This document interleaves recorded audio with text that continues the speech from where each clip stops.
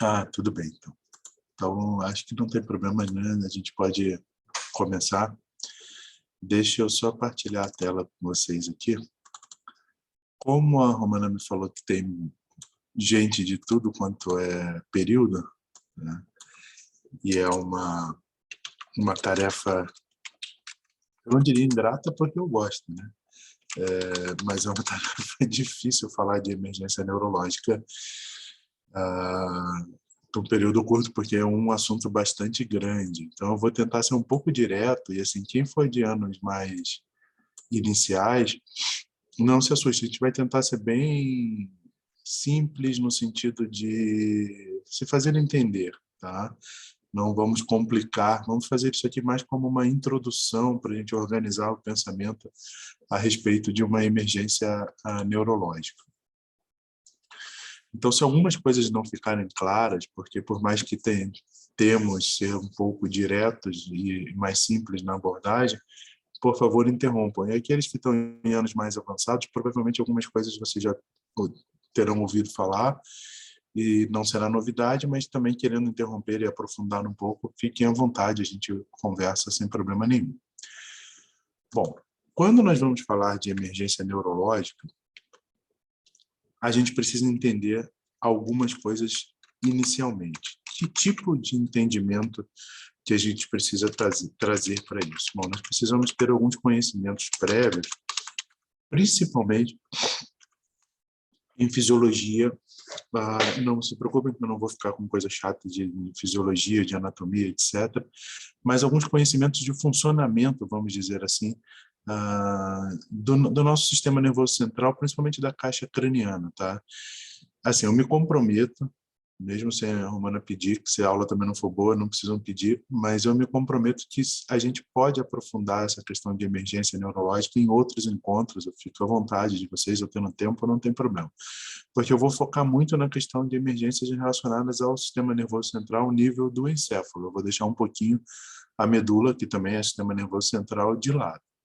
Então, quando eu estiver falando aqui, lembre-se que eu estou focando no encéfalo. Então, que tipo de conhecimentos prévios a gente tem que trazer? Esses conhecimentos prévios, eles servirão tanto para a gente entender o mecanismo das emergências, como também para entender os mecanismos de tratamento posterior e os objetivos que nós temos quando estamos de frente a uma emergência neurológica. E uma das principais conhecimentos que a gente tem é uma lei chamada, todo aluno meu já ouviu falar sobre isso, porque realmente é uma coisa importante, né? A famosa lei de Monroe-Kelly. O que é a lei de Monroe-Kelly? Ou Monroe-Kelly-Burroughs também, tem mais um autor que entrou nisso aí, tanto faz o nome que vocês queiram dar. Tá? Mas, basicamente, o que essa lei de Monroe-Kelly-Burroughs quer dizer é que nós temos dentro da nossa caixa craniana 3 estruturas. Que estruturas são essas que estão dentro da nossa caixa craniana? As 3 estruturas que estão dentro da nossa caixa craniana são o tecido nervoso, e aqui eu tenho células da glia e neurônios, principalmente, né? Eu tenho o líquido cefalorraquiano, raquidiano, e sangue. É basicamente isso que eu tenho dentro de uma caixa fechada. E, novamente, aqui eu entro num outro adendo para vocês verem como o assunto ele é extenso. Isso que eu estou falando da lei de Monroe-Kelly é muito aplicável a crianças a partir de 2 anos de idade. Por uma questão óbvia que antes de 2 anos de idade, a gente está sendo um pouquinho condescendente, né? Assim, porque a gente está deixando até os 2 anos, normalmente em torno de um ano e meio, as fontanelas já se fecharam. E, então, enquanto não houver fechamento da fontanela, essa lei de Monroe-Kelly não é tão aplicável.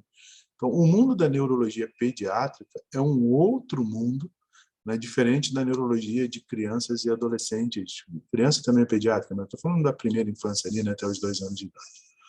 Bom, o que essa lei quer dizer especificamente? Se eu tenho essas 3 estruturas e elas estão contidas dentro de uma caixa fechada, se uma delas aumenta, E como é que pode aumentar uma delas? Uma delas pode aumentar, por exemplo, por uma neoplasia, se eu estou falando de tecido nervoso, né? Se eu tenho um glioblastoma, que é uma neoplasia de origem glial, está aumentando a quantidade de células da glia. Então, se uma delas aumenta, as outras têm que sair. Porque não há espaço, é uma caixa fechada. Nós não temos espaço dentro da nossa caixa craniana. Então, se eu tenho uma hidrocefalia, que é um aumento do líquor, as outras duas têm que sair. Se eu tenho uma hemorragia, um aumento do sangue, as outras duas têm que sair. E, normalmente, elas saem por onde? Pelos forames. De preferência, o maior deles, que é o forame magno. E aí, você entra, quando elas saem, você entra numa situação chamada de herniação cerebral. Essa herniação cerebral, ou seja, eu já estou expulsando tecido nervoso de dentro da caixa craniana, é potencialmente fatal, né? Você está na iminência de levar o paciente a óbito. Isso é uma coisa interessante, eu não vou perder tempo, nunca é a expressão exata perder tempo, né? Porque acho que quando a gente está estudando, a gente está sempre ganhando tempo. Mas eu estou falando, eu não vou me deter com muita atenção ao que é uma herniação cerebral, etc., porque senão a gente não sai dessa parte inicialmente. Eu pretendo dar uma visão ampla das emergências neurológicas hoje aqui. Então, eu vou dando algumas dicas, vou colocando aqui, depois em casa, com calma, vocês vão dar uma lida. Existem vários tipos de herniação cerebral, subfalcina, transtentorial. Pelo forame magno é mais perigosa e a iminência do óbito, porque você tem um forame magno, você vai começar a empurrar o bulbo, né, a passar pelo forame magno. Quando você faz isso, você comprime, porque o bulbo é mais grosso do que o forame, você comprime as regiões respiratórias e cardiovasculares, o paciente faz uma parada cardiorrespiratória e aí o paciente vem a óbito. Né? Então, esse conceito da lei de Monro-Kelly-Burroughs é extremamente importante. Tá? Outro conceito que nós temos que trazer é aquele conceito que a gente achou que quando saiu do segundo grau nunca mais ia usar esses gráficos, né? Eu vou fazer medicina, não preciso disso, mas precisa bastante. É a curva volume-pressão de Langevin. O que é a curva volume-pressão de Langevin? Eu sou péssimo de desenho quando é ao vivo, tá, gente? Quando for aqui vai ser pior ainda. Então, por favor, não riam no meu desenho, mas vocês vão entender o que eu quero fazer. Então, eu tenho lá o meu gráfico. Esse meu gráfico diz que aqui, no gráfico, vamos botar aqui, volume e pressão. Tá? Então, conforme eu vou dando um aumento de volume... Opa, acho que eu botei... estou fazendo o contrário aqui. Espera aí só um pouquinho que eu vou mudar aqui. Não liga não, gente. Eu acordei 6 horas da manhã para trabalhar. O neurônio ainda não está funcionando muito bem, tá? Então, eu tenho que me concentrar aqui, mas eu pretendo chegar lá. Ih, apaguei tudo. Desculpa. Mas vocês não vão anotar essas besteiras, né? Isso aí tem em qualquer livro. Então, vamos lá. Eu tenho uma impressão. E eu tenho aqui, vamos mudar o volume. Quando eu começo a dar mais volume, ou seja, eu estou aumentando alguma coisa dentro do meu crânio, a pressão vai aumentando, mas ela não aumenta de maneira muito rápida. Depois de um determinado período, essa pressão faz isso aqui. Tá? Isso é uma curva volume-pressão de Langevin. O que eu quero dizer com isso, gente? O que está acontecendo aqui, que é o segundo conceito que vocês têm que trazer previamente para entender uma emergência neurológica. Por que essa pressão não aumenta logo? Porque nós temos mecanismos compensatórios. Que tipo de mecanismos compensatórios? É o que nós chamamos de complacência e elastância cerebrais. Nomes feios, né? Já disse para vocês que vocês vão aprender outro idioma em 6 anos. Né? Complacência e elastância cerebrais. O que é isso? Bom, elastância de elástico, né? A capacidade que o cérebro tem de ser empurrado. Né? Ele pode ser empurrado durante um determinado espaço sem que haja comprometimento das suas funções. E complacência é a capacidade que essa caixa craniana tem de receber um novo volume sem aumentar a sua pressão. Essa caixa fechada que a gente falou da lei de Monro-Kelly-Burroughs. Então, como é que isso acontece? Bom, quando eu começo a ter um aumento, por exemplo, de um tumor, Ela começa a ter um aumento de células gliais. O que o cérebro entende? Bom, está havendo um estímulo para aumento de pressão, eu vou eliminar daqui de dentro dessa caixa fechada aquilo que eu não tenho mais necessidade, né? Lembra aquelas caixas bagunçadas que a gente tem em casa, onde a gente resolve fazer uma limpeza porque a gente precisa colocar mais coisas que a gente acumulou. Então, você vai lá, tira as que você não precisa e coloca as novas que você acumulou. Se você tentasse colocar tudo de uma vez, não teria espaço na caixa. É o mesmo raciocínio com a caixa craniana. Ela vai jogar fora aquilo que, teoricamente, não está sendo tão necessário. E ela começa por onde? Ela começa pelo líquido. Normalmente, você vai tirar o líquido da caixa craniana. Então, é o primeiro... A gente adora falar coisas em inglês, né? A gente vê em livros red flags, né? As bandeiras vermelhas. Eu chamo de o primeiro alerta. Quando você for olhar numa tomografia de um paciente que tem apagamento de sulcos, ventrículos e cisternas, fiquem de olho. Vocês agora já sabem por quê. Apagou sulco, apagou ventrículo, apagou cisterna, é um mecanismo compensatório de complacência cerebral. Ele está jogando o líquor fora para manter essa pressão estável. Esse paciente tem a iminência disso descompensar em algum momento. E o que mais a gente vai jogando fora depois? Depois do líquor, né? Inicialmente o líquor, então. Depois sangue venoso. Depois sangue arterial não entra. Mas não entrar sangue arterial não é um problema? Por que o cérebro faz isso? Por causa de um dos mecanismos mais famosos quando a gente tem um trauma de crânio, que é o famoso swelling, né? O edema, que não é bem edema, porque não é só de líquido, às vezes é a congestão, seria a melhor tradução, por causa do aumento da permeabilidade capilar e da vasodilatação cerebral que o cérebro faz após um trauma. Então, às vezes, você coibir a entrada de sangue arterial é uma tentativa de diminuir esse swelling, essa congestão, e fazer com que não haja uma hipertensão intracraniana. O problema é que quando você diminui a quantidade de sangue arterial, isso funciona durante um determinado período de tempo, porque depois vai começar a fazer isquemia, e aí você vai tendo uma piora do edema, e aí você entrou numa cascata que vai levar o paciente à herniação cerebral. Então, esses dois conceitos, se alguma coisa não ficar clara, gente, pelo amor de Deus, me interrompam, tá? Não fiquem com dúvidas. Esses dois conceitos de Monro-Kelly, de elastância e complacência cerebral, são extremamente importantes para a gente entender depois o que nós pretendemos com o tratamento, como que os pacientes se apresentam com sintomatologia nas emergências neurológicas. Dito isso, né, vamos continuar a nossa sequência. Deixa eu apagar tudo para ficar bonitinho aqui. Falando um pouquinho sobre os tipos de emergência, né? Peraí, a gente estava com alguns conceitos prévios e nós vamos separar ou classificar as emergências. Como que nós vamos classificar as emergências? Tem várias maneiras de você classificar. Uma forma muito fácil de classificar aquelas que são cirúrgicas, ou seja, você vai precisar da avaliação do neurocirurgião, e aquelas que são clínicas ou que têm um tratamento conservador, que você não precisará de uma avaliação cirúrgica. Dentro das cirúrgicas, nós temos, por exemplo, traumatismo crânioencefálico. E aí, dentro do traumatismo crânioencefálico, nós temos divisões. Como assim divisões? O que acontece dentro do traumatismo craniano? É tudo a mesma coisa? Não, nós podemos ter, por exemplo, dentro do traumatismo craniano, vamos tentar fazer de forma que vocês entendam que não fique muito bagunçado, tá?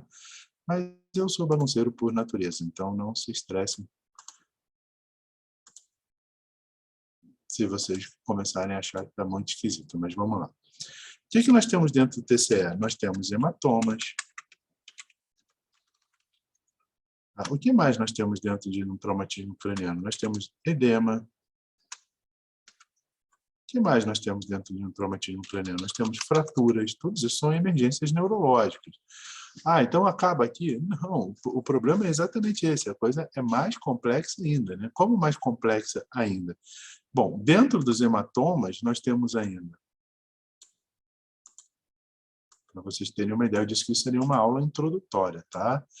Pois, como eu disse, eu me comprometo, se vocês tiverem interesse, que a gente vai aprofundando isso progressivamente, porque o tema é extenso mesmo.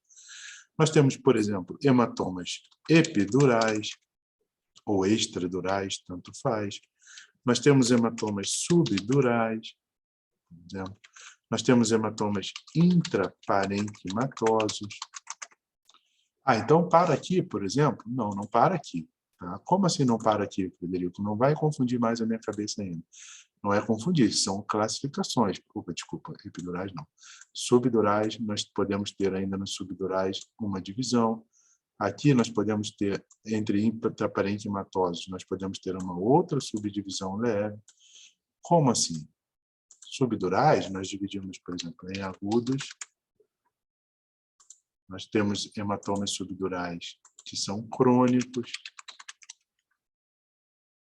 Nós temos hematomas intraparenquimatosos que são realmente hematomas, ou nós temos hematomas que não são bem apenas um hematoma, são uma contusão, ou seja, tem tecido cerebral envolvendo, não é apenas sangue, tem edema. Então, olha como isso começa a realmente ficar complexo, né?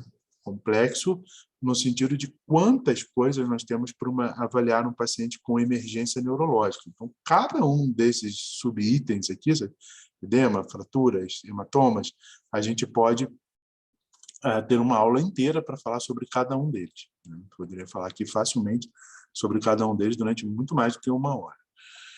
O que mais nós temos para ver, além do TCE, em emergências cirúrgicas? Né? Além do TCE em emergências cirúrgicas, nós vamos ter também os acidentes vasculares hemorrágicos.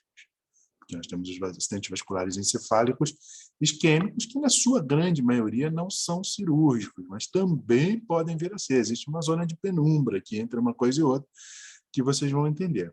Bom, o acidente vascular hemorrágico, nós ainda temos uma outra questão, que é uma questão que permeia todas as patologias neurológicas. Quem já teve aula, vocês não tiveram, a maioria aqui, acho que não tem ninguém de quinto, sexto ano, então não tiveram aula comigo ainda. Os de quarto ano começaram nessa confusão toda, que o nosso horário parou, agora a gente vai voltar, mas vocês devem ter me ouvido falar que quase todas as patologias neurológicas, o raciocínio neurológico ele não começa pela patologia, ele começa pela síndrome. E o acidente vascular encefálico, ele é uma síndrome, seja ele isquêmico ou hemorrágico, ele tem uma causa etiológica. Então, uma coisa que a gente precisa entender é que nessas causas etiológicas, às vezes as manifestações e até o tratamento são distintos. Então, por exemplo, no acidente vascular hemorrágico, eu preciso pensar, pelo menos, em 3 questões quando eu estou falando de emergência relacionada a um acidente vascular hemorrágico. Quais são essas questões? Elas estão relacionadas ao fator etiológico. É uma ruptura neurismática? Ou eu estou falando de um acidente vascular hemorrágico em que eu encontro uma malformação arteriovenosa, por exemplo, ou uma neoplasia.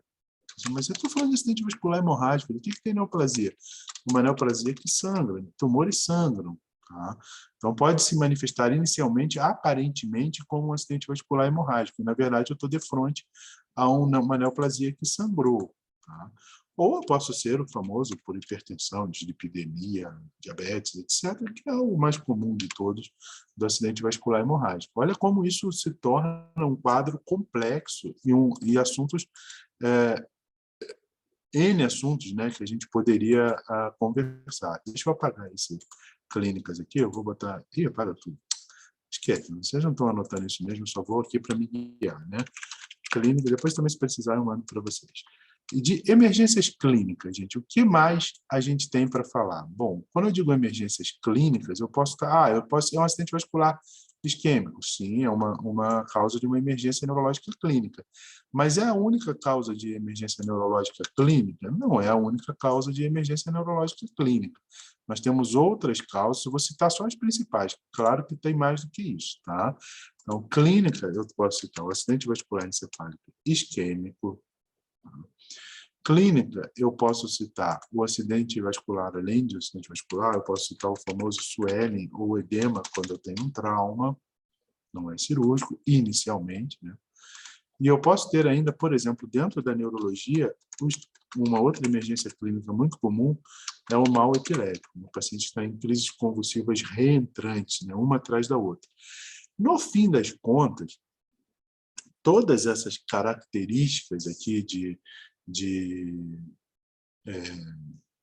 emergências neurológicas, digamos assim, né, todas elas têm uma questão envolvida, que é o aumento, como a gente disse anteriormente, o aumento da hipertensão intracraniana.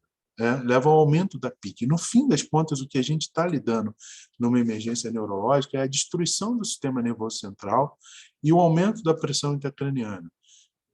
A destruição neuronal e o aumento da PIC. E as coisas andam juntas. Eu tenho uma hemorragia que destrói um determinado número de neurônios, essa hemorragia aumenta o volume, como a gente viu na curva volume-pressão de Langfit e na lei de Monro-Kelly, eu não tenho espaço para esse volume, porque a maior parte das emergências, como o próprio nome já diz, elas são de instalação súbita. Então, se você tem uma instalação prolongada, você vê tumores muito grandes que são benignos dentro do cérebro, porque a instalação foi muito prolongada. Dá tempo da complacência e elastância cerebrais se adaptarem. Quando as coisas são súbitas, que é o caso de uma emergência, você normalmente não tem esse tempo. Então, você, além da destruição provocada pela própria lesão, você já leva um aumento da PIC, o aumento da pressão intracraniana leva o paciente a ter piora por degradação neurológica, e aí piora mais a hipertensão intracraniana. Então, é alguma coisa que você tem que intervir logo para controle da PIC e controle dos fatores que estão levando esse paciente a ter uma lesão cerebral.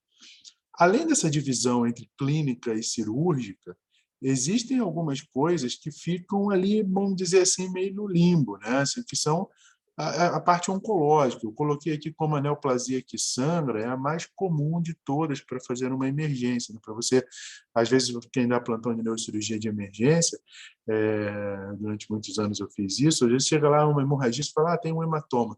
Você começa a ver assim, que não é um hematoma num lugar comum, tá? Porque assim, hematomas por hipertensão arterial, eles normalmente se localizam na região do tálamo, núcleo da base, quando o paciente é hipertenso, são as artérias tálamo-estriadas, as artérias são terminais, é ali que você tem rupturas normalmente.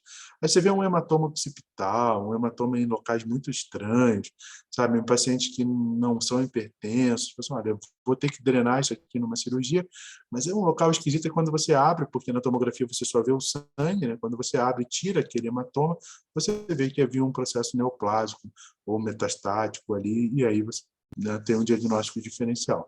Mas, no fim das contas, eu acho que essa divisão é interessante, porque ela dá para a gente um entendimento de vários fatores, né? Como disse, as emergências neurológicas elas são sindrômicas, elas chegam na emergência, você diagnostica um hematoma cerebral.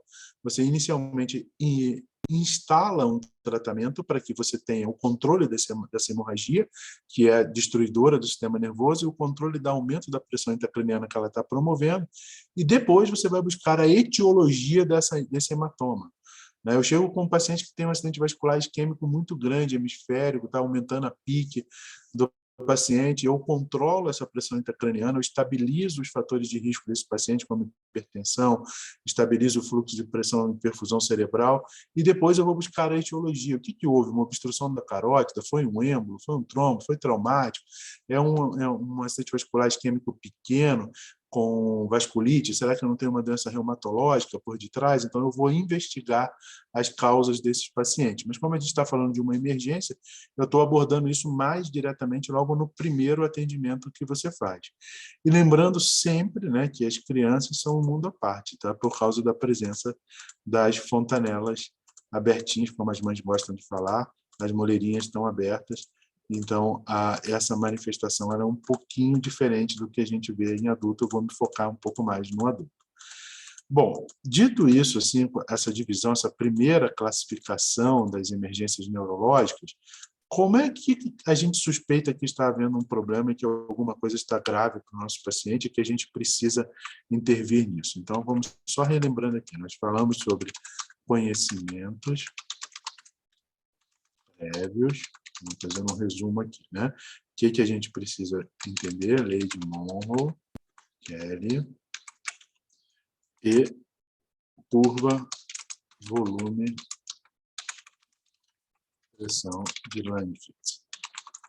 Depois nós falamos de uma classificação. Existem várias classificações, tá? Eu trouxe só uma para vocês. Que a emergência ela pode ser cirúrgica ou clínica. sendo que uma pode passar para outra, sendo no primeiro momento você avalia o paciente, eu acho que é cirúrgico, mas aí você estabiliza a ventilação, melhora a pressão, circulação do paciente, o paciente estabiliza, fala, não, peraí, isso aqui estava no limite, eu não vou entrar em cirurgia, ou vice-versa, né? Inicialmente é clínico, mas o paciente piora, eu preciso intervir, por exemplo, um acidente vascular isquêmico grande, que inicialmente você diz assim, eu não vou intervir, mas você vai acompanhando o paciente, ele está afundando neurologicamente, você repete uma tomografia, aumentou a área de isquemia, há um edema, está desviando a linha média, está fazendo uma herniação subfalcina, talvez você tenha que levar esse paciente a uma craniotomia anticompressiva, fazer uma intervenção cirúrgica. Chegando aqui, nós temos o próximo passo agora, que é sintomatologia das emergências. Antes da gente começar a falar de sintomatologia das emergências, há uma pergunta. Tudo bem até agora? Eu sei que são muitos conceitos novos, eu sei que são muitas coisas assim, que vêm num turbilhão. Como eu vivo isso aqui todo dia, há mais de 20 anos, para mim é uma coisa muito clara na minha cabeça. Se vocês tiverem alguma dúvida, por favor, interrompam e perguntem. Tá? Se ficam em silêncio, pessoal, está todo mundo entendendo, tá beleza, vamos embora, vamos tocar em frente sem problema nenhum. Quem for mais jovem, por favor, gente, não tenham vergonha de fazer pergunta. Né? Se vocês têm, claro, estão no início, algumas coisas que podem parecer óbvias para alguém que já está mais à frente, às vezes para quem está começando não é tão óbvio assim. Então a gente está aqui para ajudar. Tá? Então, se não há contestação, vamos em frente. Então, os sintomas. Os sintomas, normalmente, como tudo, tem uma divisão. Nós dividimos em sintomas focais e sintomas gerais. Sintomas focais vai depender de quê? Da área cerebral afetada. Como assim, Frederico? Bom, se eu tenho uma hemorragia occipital, provavelmente o meu sintoma focal iniciará por alterações visuais. Se eu tenho uma área motora parietal envolvida, eu vou iniciar por uma hemiplegia. Se eu tenho a área da fala, a área do brocal, lobo temporal, vou iniciar por uma afasia. Tá? Então, esse é um sintoma focal que lhe dá, normalmente, uma ideia de onde está a lesão, a localização anatômica da lesão cerebral. Para isso, como tudo, você tem que ter um conhecimento prévio. Né? Lembra daquelas áreas cerebrais? Essa divisão não é de Brodmann, mas não é tão mais firmemente aceita como áreas exclusivas, mas algumas são bem visíveis e localizadas. Então, entender o que cada lobo, o que cada área do nosso encéfalo faz com que você consiga fazer a localização focal. Isso não é tão importante em emergências, porque normalmente o paciente em emergência, que era o que a gente estava falando até agora, chegará com sintomas gerais, que são sintomas de aumento da pressão intracraniana. Quais são os sintomas de aumento da pressão intracraniana? Normalmente, o que você terá é rebaixamento da consciência. E aí, o que nós usamos para mapear isso? Escala de Glasgow. Eu já ouvi falar disso. Eu tenho que decorar? Olha, eu sinceramente, infelizmente, para a prova de residência, eu tenho que decorar. Mas eu particularmente, para o meu dia a dia e para lidar com vocês, assim, eu acho que decorar, gastar neurônio para decorar isso é besteira, porque hoje em dia tem um iPhone, você abre onde você quiser, um computador, e você vê essa escala, está grudada na parede do pronto-socorro, você vai ver tantas vezes que você vai acabar decorando sozinho. Tá? Mas a gente usa uma escala de Glasgow, porque esse rebaixamento de consciência nos dá uma ideia prognóstica do nosso paciente. Então, nós classificamos o coma. Né? O que é o coma? É qualquer rebaixamento do nível de consciência. Então, um paciente que não está em Glasgow 15, porque é normal, Glasgow 15, mas está em Glasgow 14, ele está em coma. Meu Deus, mas coma não tem que estar entubado? Isso é uma visão muito leiga do que é o coma. Né? O coma é a alteração do nível de consciência. E para a classificação do coma, você tem várias maneiras, e a mais comum e mais fácil é com a escala de Glasgow. Então, se eu tenho um Glasgow entre 4 e 7, eu tenho um paciente em coma grave. O prognóstico desse paciente não é bom. Né? Se eu tenho um paciente que está com uma escala de coma de Glasgow entre 8 e 11, eu tenho um coma moderado. É um prognóstico um pouco melhor. E, normalmente, se eu tenho um paciente com escala de coma de Glasgow 12 ou 13, eu tenho um coma leve. Porque, e onde está o 3? 3 é critério de morte encefálica e 15 o paciente está normal, não está em coma. Né? Então, isso aqui já nos dá uma gradação e nos dá uma avaliação do nosso tratamento. Por exemplo, internou comigo agora, 6h30 da tarde, o plantão muda às 7. Tá? Internou, eu fui fazer tomo, o paciente tem um hematoma, ele chegou aqui, estava em Glasgow 6, eu entubei, eu botei no ventilador, eu melhorei a circulação, controlei a pressão, mantive a pique, tudo isso. E aí esse paciente foi para um Glasgow 11. Pô, melhorou. Né? Aí o colega assume o plantão à noite, olha, está no limite, eu opero, não opero. O colega falou que estava em Glasgow 6, quando chegou foi para 11, melhorou, vou lá examinar o paciente. Opa, voltou para Glasgow 7, o paciente está piorando. Retomográfico, eu tenho como lidar com esse paciente, tendo um número mais facilmente para a gente lidar. Né? Nem todo ser humano. O ser humano nunca é avaliável apenas por um número, mas no caso aqui a escala ajuda bastante a gente a uma avaliação prognóstica. Bom, então esses sintomas gerais se devem ao aumento da PIC. E os principais sintomas com o aumento da PIC são o rebaixamento de consciência e a famosa tríade, né, de Cushing. Ele mesmo, o pai da neurocirurgia moderna, da síndrome de Cushing, etc. A tríade de Cushing, ela envolve, quando você tem hipertensão intracraniana grave, o que ela envolve? Hipertensão arterial. Quando você está hipertenso, o que você acha que você vai estar? Taquicárdico, né? Mas aqui, no caso, você tem hipertensão com bradicardia e apneia. Não vamos botar apneia, vamos botar distúrbios respiratórios, porque às vezes o paciente ainda não está em apneia. O que isso aqui está dizendo de gravidade? Essa tríade de Cushing está em tudo que é prova de resiliência, sempre vão perguntar isso para vocês, está em tudo que é lugar que vocês vão ver. O que eu estou querendo dizer aqui com essa tríade é, está hipertenso, vocês vão entender daqui a pouco, está bradicárdico e com distúrbios respiratórios, por causa da compressão do tronco cerebral. São as áreas de controle da frequência cardíaca e respiratória. Então, esse sinal de estar havendo uma herniação transforaminal, esse paciente está na iminência de evoluir para óbito. Então, a gente tem que fazer uma intervenção muito rápida. Tá? E por que hipertensão arterial? Aí entra um outro conceito, né? Esse é um conceito importante com relação tanto ao tratamento quanto ao aparecimento de sintomas, principalmente a tríade de Cushing, que é o conceito de pressão de perfusão cerebral. Pressão de perfusão cerebral ela é igual, tá, à pressão arterial média menos a pressão intracraniana. Normalmente, nós vamos ter que ter aqui, tá, em torno, o resultado de mais ou menos os 50/60 é considerado como normal. O que isso quer dizer? Bom, eu tenho uma pressão de perfusão cerebral em que eu tenho uma PAM, tá? Mais ou menos ali, vamos dizer, em torno de, né, a PAM média do ser humano, assim, vamos dizer que está ali em torno de uns 70, e aí eu tiro a PIC, que normalmente é em torno de 10, e eu vou ter uma pressão de perfusão cerebral de 60, ou seja, meu cérebro está sendo perfundido de maneira adequada. Agora, se eu tenho uma emergência neurológica que se caracteriza por um aumento da pressão intracraniana muito rápida, sem que eu possa entrar com aqueles mecanismos de complacência e elastância cerebral lá dos nossos conhecimentos prévios, o que imediatamente vai acontecer? Eu vou ter um aumento da pressão intracraniana. Se eu vou ter um aumento da pressão intracraniana, eu preciso manter a perfusão cerebral, a pressão de perfusão cerebral. Lembre-se que o cérebro é um órgão chato, chatíssimo. Tá? É um órgão que não funciona fora da homeostasia. Se não há esse equilíbrio do cérebro, o cérebro vai estar completamente à mercê de injúrias secundárias, que é o que a gente tenta prevenir. Então, nós precisamos, fora o trauma que já teve, por exemplo, a gente precisa prevenir injúrias secundárias. Então, preciso manter uma pressão de perfusão cerebral. Só que aí minha PIC foi lá para 30. Então, o que eu vou fazer? Eu vou ter que aumentar a PAM. Né? O cérebro entende isso. Ele aumenta a PAM.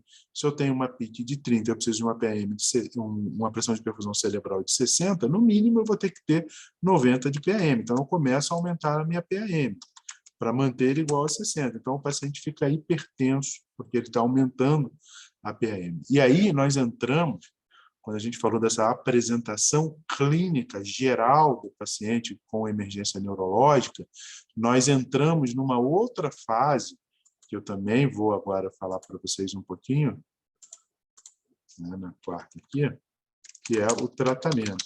Veja que eu não estou falando de absolutamente nenhum tipo de patologia específica, eu estou dando uma visão geral do que é uma emergência neurológica. Então, depois, em outras vezes, a gente, para não ficar chato, né, a gente pode entrar e falar sobre cada uma delas especificamente. E sempre que eu falar de sintomas e de tratamento, vão entrar essas visões gerais que a gente está tendo aqui agora. Então, o tratamento, quais são, né, os grandes objetivos de tratamento? 1. Manter pressão de perfusão cerebral. 2. Manter metabolismo cerebral. 3. Manter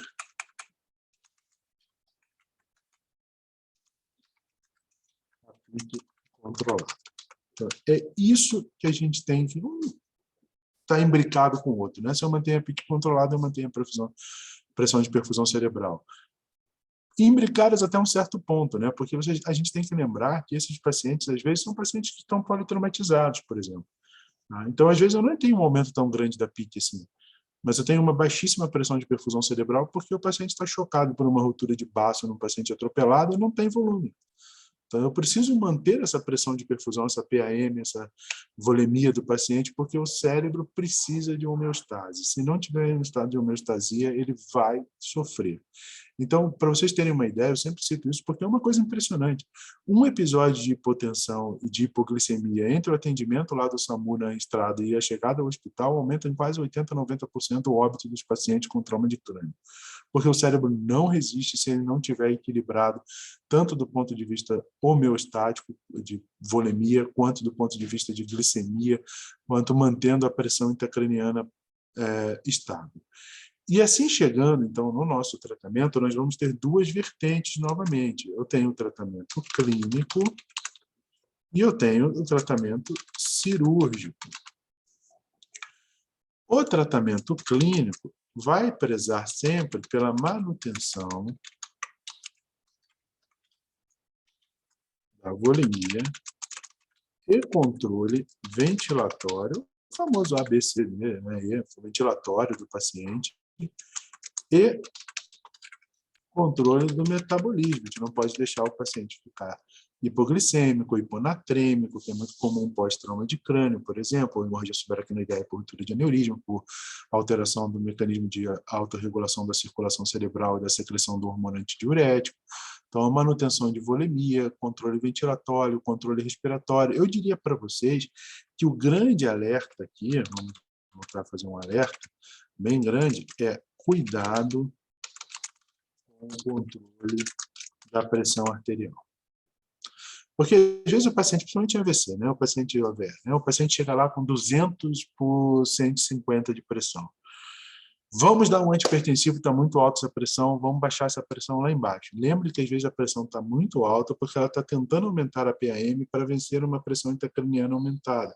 Se você abaixa a PAM desse paciente direto, essa pressão intracraniana não tem pressão de perfusão cerebral, você isquemia o cérebro do paciente inteiro, você piora o quadro clínico do paciente. Então, cuidado com o manejo da pressão arterial, tá? Em traumas e acidentes vasculares, sejam eles hemorrágicos, sejam eles isquêmicos.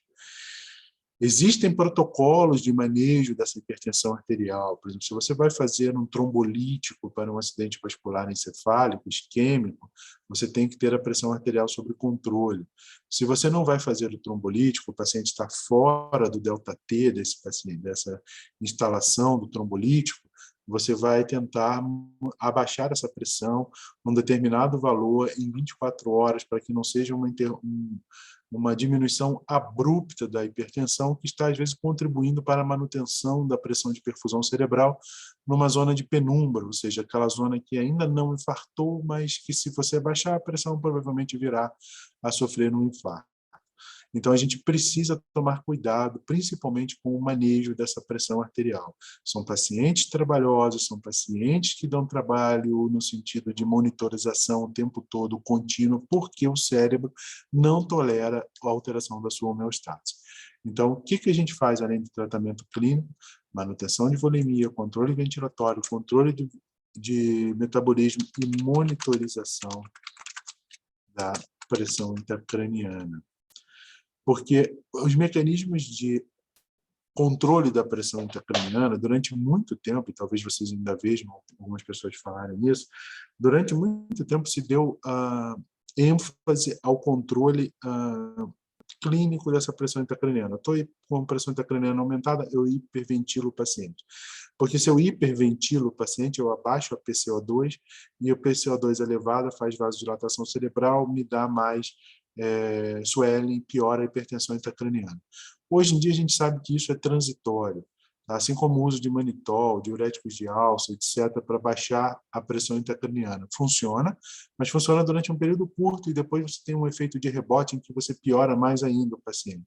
Então, esses mecanismos hoje, através da monitorização de pressão intracraniana, eles servem para o seguinte: eu aumentei a pressão intracraniana, eu faço essas medidas rapidamente enquanto eu investigo o fator etiológico do aumento dessa pressão.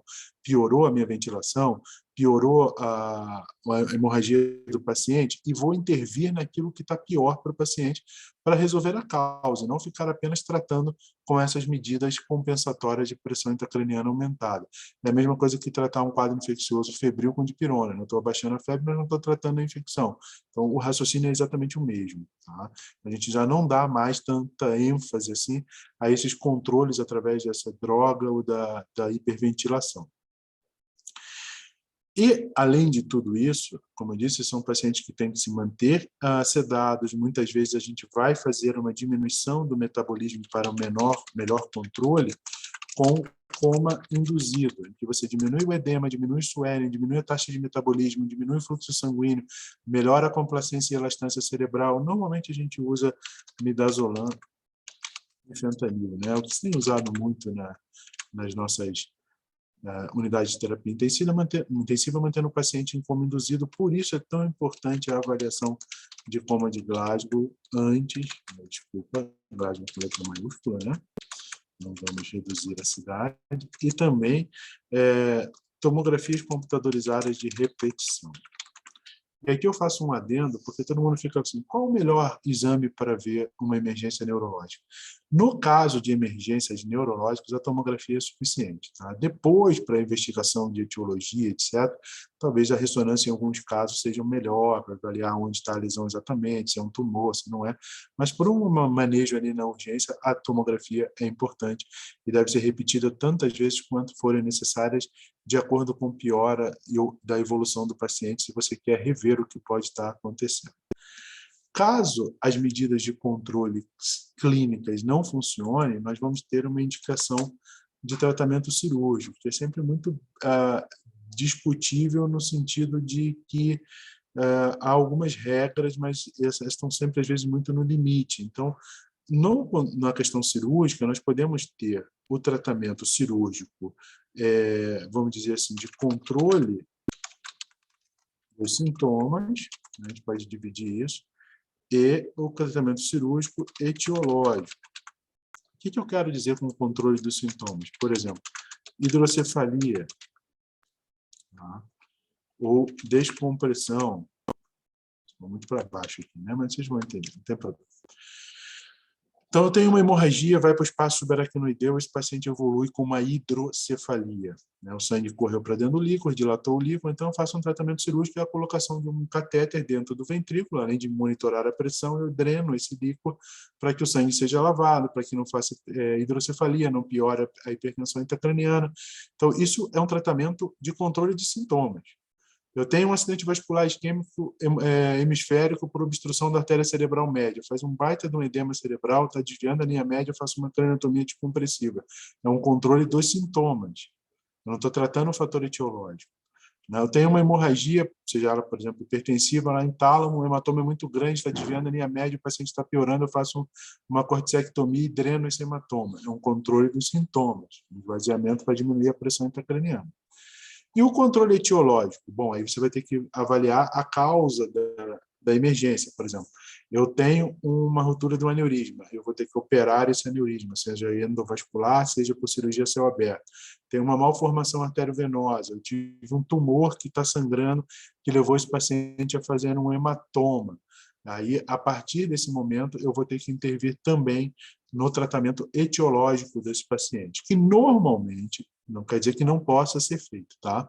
Mas normalmente não é realizado ou não é realizável durante o ato de emergência em que você está estabilizando o paciente. Você salva a vida dele, resolve, descomprime, tira o hematoma, faz a craniotomia descompressiva, depois você vai atrás, no segundo tempo, esse paciente estabilizando, das principais causas e fatores etiológicos para que você possa fazer o tratamento adequado do que levou o paciente a procurar a emergência do ponto de vista neurológico.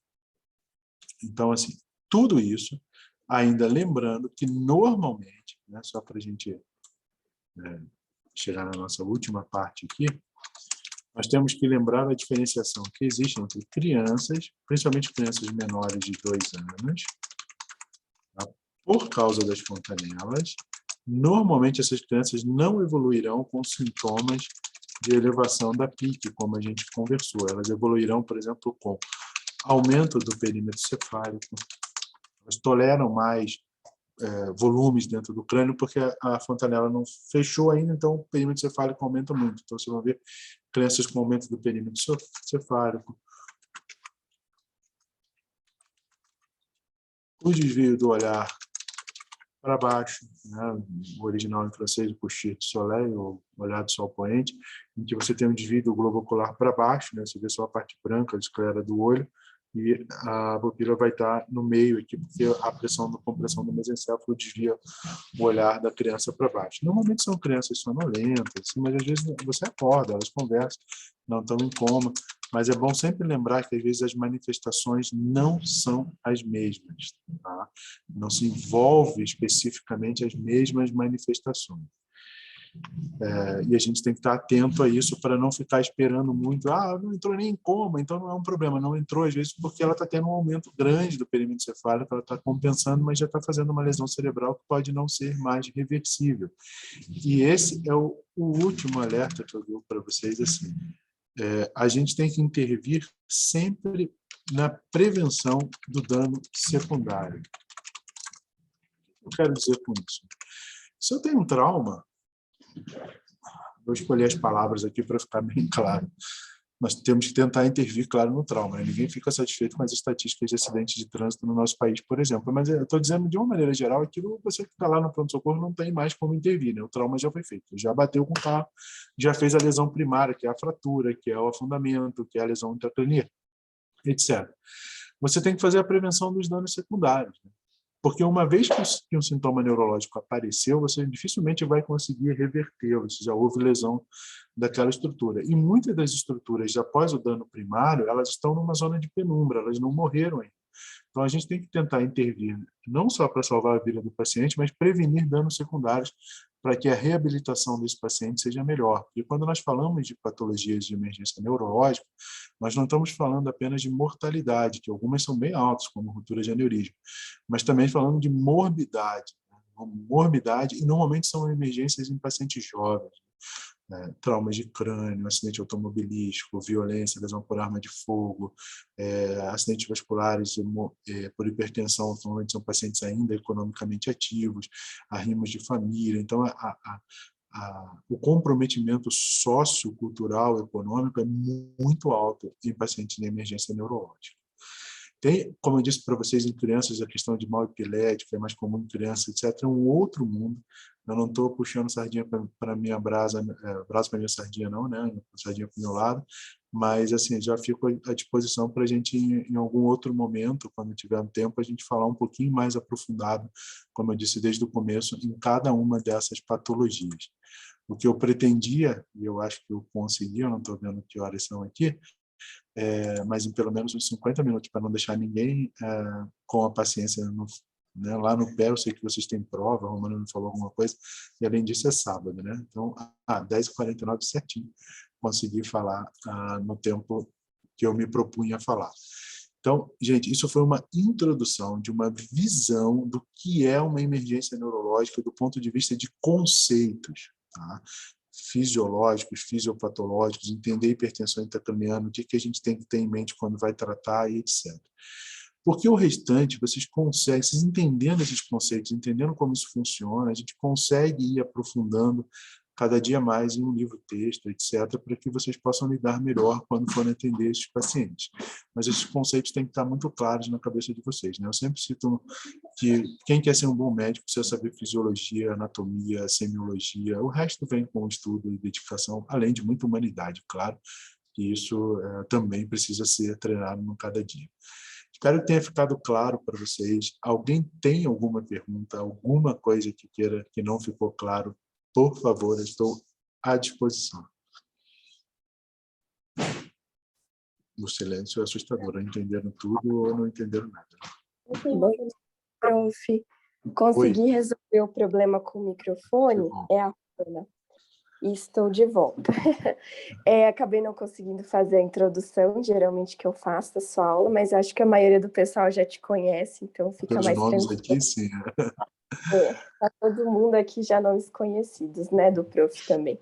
Então, assim, prof, a minha dúvida seria um pouquinho mais específica, mas estágios da emergência, a gente percebe muitas vezes que recebendo o paciente politraumatizado, quando é um caso de TCE, esse paciente evolui muito mal e muito rápido, e muitas vezes sem a equipe conseguir perceber isso, né? Às vezes ele chega, ele está com um Glasgow 13, 14, e é questão de 30 minutos, às vezes 1 hora, reavaliação, ele já desceu, rebaixou para um Glasgow 3, por exemplo. Como que seria o manejo inicial do TCE para evitar esse tipo de situação? O manejo, né, não é meu, assim, quando você tem um protocolo de atendimento de trauma, né, a TLS, por exemplo, em que você tem o A, B, C, D, e o D é o déficit neurológico, e ele não vem em D à toa. A primeira coisa que você tem que fazer, até porque a gente entendeu aqui uma pincelada na fisiopatologia das lesões secundárias, da zona de penumbra. Então, o que você tem que fazer? Bom, você tem que garantir para esse paciente manutenção de vias aéreas, manutenção de pressão PAM média para você manter pressão de perfusão cerebral, manejo de pressão intracraniana, que às vezes é difícil nas nossas emergências porque a gente não tem pelo SUS, né? Mas isso tem que estar mantido, tá? Metabolismo do paciente, tudo tá mantido isso. São pacientes que, quando têm lesões cerebrais, obrigatoriamente tem que ter uma imagem, tá? Se você não tem nada que seja grave, do ponto de vista assim, de fazer, eu preciso levar esse paciente a uma esplenectomia, alguma coisa que não dá tempo de sequer fazer numa tomografia, o que é muito raro, né? Mas, assim, teoricamente, mesmo que você vá a uma cirurgia ortopédica, que você vá a uma cirurgia abdominal que está associada em politraumas, esse paciente tem que ter uma imagem do crânio para você ter um padrão do que aconteceu, porque às vezes ele ainda não manifestou clinicamente por causa dessa questão de complacência e elastância, mas manifestará em breve, então já tem que ter uma avaliação prévia. E de preferência, após ser sedado na UTI, que seja avaliado pelo mesmo médico ou por alguém da mesma equipe, né, do ponto de vista neurológico, para você detectar rápido pequenas alterações, ou em pacientes em coma induzido, que você possa, pelo menos em 24, 72 horas, você repetir tomografia para ver se não houve uma evolução que ainda não se manifestou clinicamente. Isso não sou eu que faço, isso é um protocolo de ATLS, é um protocolo da Sociedade de Neurocirurgia. A maior parte desses pacientes, então, nas primeiras 6 horas em que houve alguma alteração de Glasgow, eles têm que ser reavaliados neurologicamente a cada 30 minutos. Tá? Depois de 6 horas, 6 a 12 horas, a cada 2 horas. E a partir de 12 horas, aí você pode relaxar um pouco mais ou repetir se há necessidade de uma tomografia. E sim, são pacientes muito instáveis e que evoluem muito rápido. Por isso, essa questão de pelo menos de meia hora, alguém com experiência, né, que é um outro problema nos nossos hospitais. Não é, às vezes só tem um médico neurocirurgião, o cara está ocupado com uma outra coisa, um neurologista, e aí quem fica é a técnica de enfermagem, que vocês que já estão entrando no hospital já vê isso, não é um problema com a técnica, mas são pessoas que trocam, às vezes, todo mês trocam a equipe, né? Foi demitida um, foi contratada a outra, ela não tem experiência ainda, então eu perco a voz aqui de tanto que... Agora é um pouco menos que eu não faço mais tanto plantão em emergência, mas quando eu fazia, eu perdi a voz de toda semana estar lá na UTI, pegando a equipe nova, falando, olha, tem que ser monitorado isso, tem que avaliar aquilo, esses sintomas são importantes, começou a haver alteração de pressão, tem que me avisar, tem que investigar, tem que evoluir, fazer um checklist para elas checarem, para poder passar para o plantonista, é a única forma que a gente tem de prevenir isso. Tá? Não tem jeito, é atenção, atenção, atenção e manter os protocolos. E mesmo assim, alguma vez ou outra, o paciente vai piorar, porque são pacientes graves, então não se sintam culpados por isso, porque acontece mesmo. Tá? Eu não sei se esclareci o que você perguntou. Tá? Pareceu sim, prof. Que bom. Muito bom. Obrigado, Luana e Rafaela, pelo elogio também. Mais alguma dúvida? Querem passar para o professor? Fiquem à vontade. Bom, vocês vão me encontrar por aí também, amanhã a gente vai voltar presencial, né? Então, quando tiverem alguma dúvida também, é só perguntar. Acho que Então, eu todo acho mundo está que tem mais alguma preocupado. dúvida? Acho que pode encerrar a aula, então. Se eles tiverem alguma dúvida, professor, eu repasso Passa para depois você. de perguntar. Fica Pode tranquilo. colocar para frente, Fica tá? E tranquilo. também pode organizar talvez mais algumas aulinhas para lidar um pouquinho com cada patologia específica, tá bom? Muito obrigada. Em nome da Lauen, da Liga de Emergência, a gente quer agradecer muito a sua presença, tá? E também a todo o pessoal da Lanar que nos acompanhou junto nessa aula, tá? E dizer que a Liga está sempre aberta para o professor e também para todos os alunos, tá? E gostaríamos em breve de nos reunir novamente. Muito obrigada, professor. Eu que agradeço, e sempre que precisarem, a gente tendo um tempo, é só avisar, tá bom? É sempre um prazer. Aproveitem o fim de semana, tá? Um beijo para vocês. Tchau, Tchau, tchau, pessoal.